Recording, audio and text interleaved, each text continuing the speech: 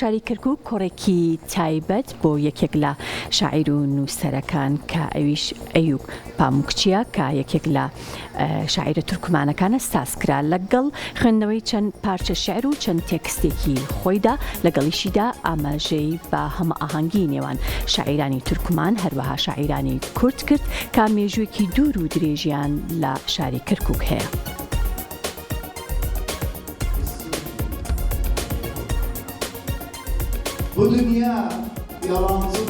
ساڵۆنی شەقامی جمهوری لە شاری کەرکووک کۆڕێکی بۆ نووسەر و شاعیری تورکمان ئەیوب پاموکچی ڕێکخست. لەو کۆڕەدا نووسەر و شاعیر وێڕای خوێندنەوەی چەند پارچە شێعرێکی خۆی بە زمانی تورکمانی هاوکات ئاماژەی بە مێژووی هونەر و گۆرانی لە کەرکووک کرد و ڕایگەیاند هونەرمەندانی کورد و تورکمان مێژوویەکی هاوبەشیان لە شارەکە هەیە و هەمیشە کاری هاوبەشیشیان لە بواری میوزیک و مەقام و گۆرانی لە کەرکووک پێشکەش کردووە.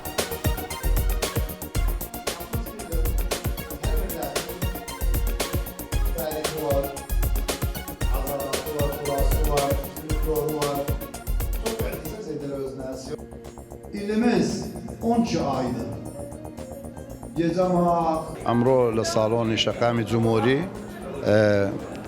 داوات بوون مامۆستا محەممەد تاهیر و کادرەکەی کۆڕێک ئەم ڕۆژە ئینیەکەین ئینشەڵڵا لەسەر کتابەکەم عادات و تەقالید تورکمان فی کەرکووک.